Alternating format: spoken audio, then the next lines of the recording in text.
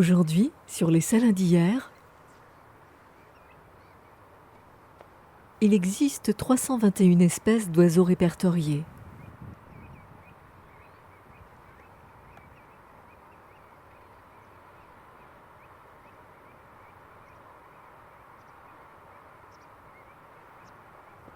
Des ornithologues de la Ligue de protection des oiseaux y organisent des visites commentées, faisant découvrir ces différentes espèces à des groupes scolaires et à toutes celles et ceux qui souhaitent en savoir plus.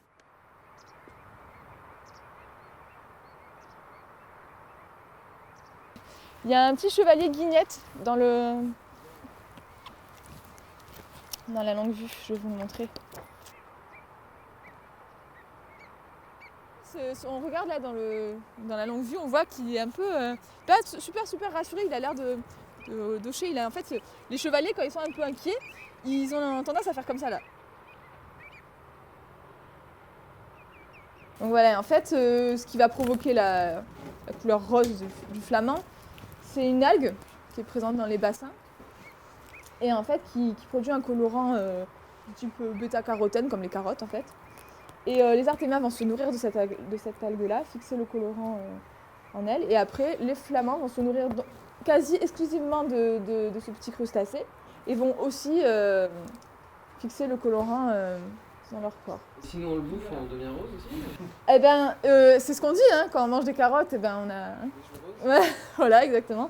Dans une certaine mesure, mais pas autant que bien sûr. Hein.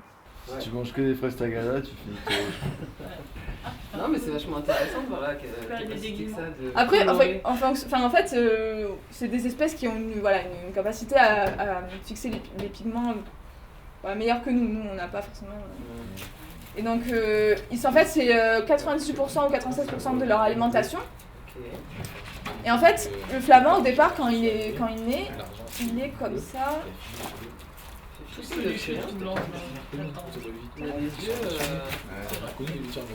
En fait, il est gris au départ. À la naissance, il est gris. Et à partir de 2 ans, il va commencer à blanchir. Et il prendra que des couleurs roses à partir de l'âge de 5 ans. Alors, dans la nature, ça peut vivre une quarantaine d'années.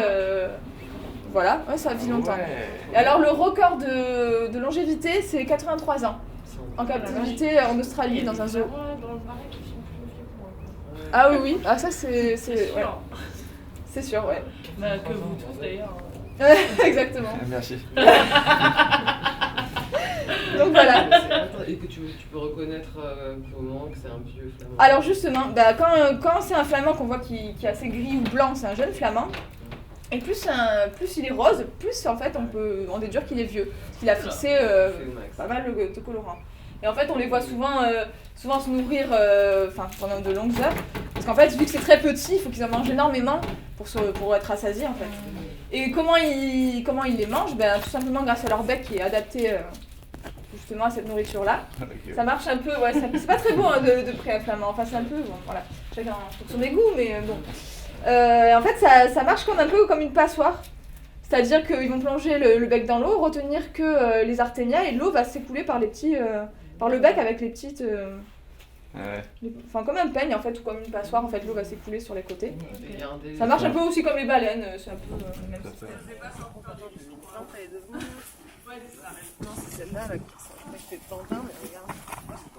Ouais, ça là. Ouais,